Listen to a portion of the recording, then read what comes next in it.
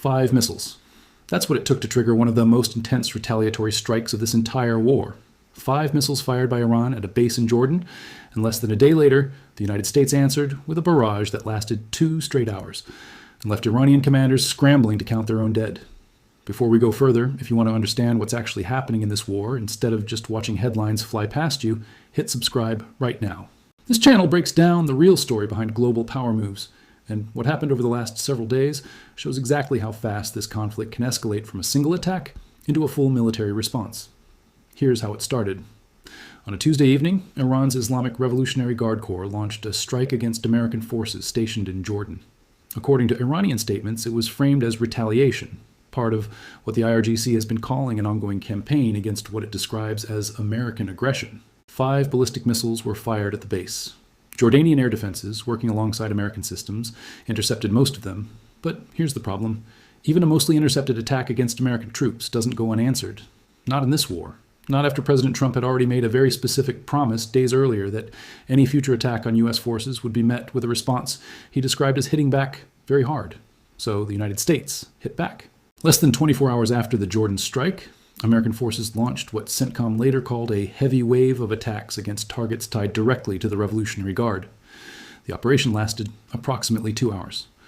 According to the U.S. military's own statement, the targets included military command centers, missile and drone storage facilities, coastal surveillance and defense sites, and infrastructure tied to Iran's maritime operations. The very network Iran has relied on throughout this war to launch strikes against American forces and commercial shipping across the region. This wasn't a symbolic gesture. This was a targeted effort to degrade the actual capability behind the attack that started it. What nobody expected was how fast the confirmation came back. Iran's own Revolutionary Guard admitted that at least 3 of its personnel were killed in the American strikes. That's not a claim from Western intelligence or an unverified social media report. That's Iran's own military acknowledging losses among the exact organization that carried out the attack in Jordan just a day earlier. That's not the end of the story either. At nearly the same time as the American strikes, the United States and Saudi Arabia launched a coordinated operation against Iran-backed militia groups inside Iraq. Groups operating under the broader Popular Mobilization Forces umbrella that Washington has repeatedly accused of acting on direct orders from the IRGC. Saudi officials said the operation followed drone attacks on Saudi petroleum facilities that were traced back to these same Iran-aligned networks. Dozens of militia fighters have been reported killed in strikes on command headquarters, checkpoints, and ammunition storage sites since operations against these groups began earlier in the war, and this latest round added to that tally directly. Think about what that means when you put both operations together. Within the span of about 24 hours, the United States and its regional partners struck the Revolutionary Guard's command and logistics network inside Iran itself, and simultaneously struck the proxy militia network Iran uses to project force inside Iraq. That's not a scattered, reactive response. That's a coordinated effort to hit the same organizational structure on 2 fronts at once. Here's where things get more complicated. Iran didn't stay silent after these strikes. Within hours, Jordan and Kuwait both reported fresh Iranian fire on their own territory. Jordan's military said it intercepted 5 additional missiles targeting a U.S. airbase and command headquarters. Kuwait reported an Iranian strike hit a building belonging to a Chinese company operating in the country, killing a worker and causing significant damage. An incident Kuwaiti officials condemned in the strongest terms as a violation of their sovereignty. The IRGC's public messaging made clear this wasn't going to stop. Their own statements have framed this specific exchange as part of an ongoing campaign they call Operation Nasr II, with Iranian officials publicly vowing that as long as American pressure continues, their response will continue as well. But here's the uncomfortable truth sitting underneath all of this back-and-forth messaging. Public statements from an organization under sustained military pressure are not the same thing as actual sustained military capability. Iran's Revolutionary Guard just lost personnel in a strike specifically targeted at its command and logistics network. Its proxy militia forces in Iraq have absorbed dozens of casualties in coordinated American-Saudi operations.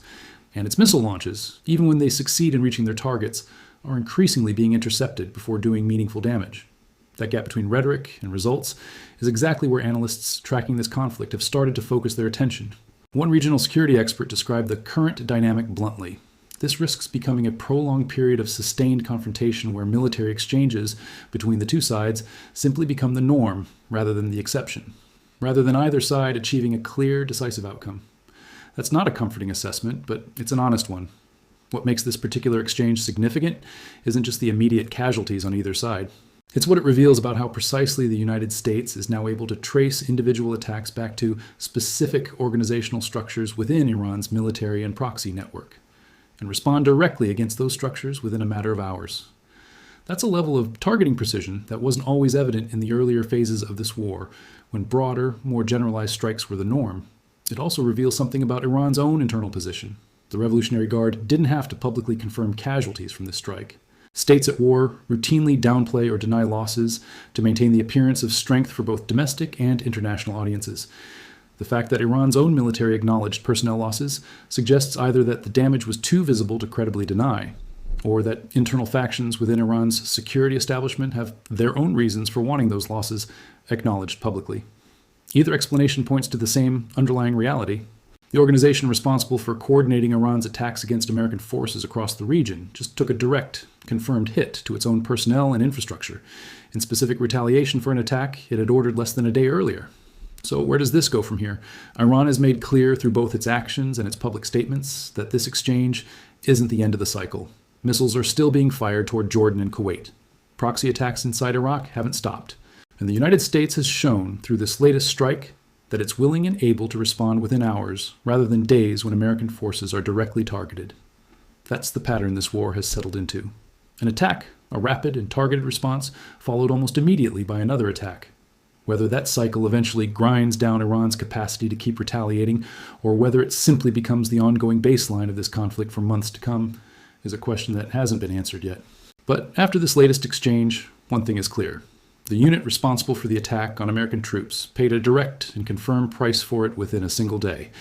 If this breakdown helped you actually understand what's happening in this war, instead of just scrolling past another headline, that's exactly why this channel exists. Subscribe, share it with someone who wants the real picture, and I'll see you in the next one, where we go even deeper into the story that's still nowhere near finished.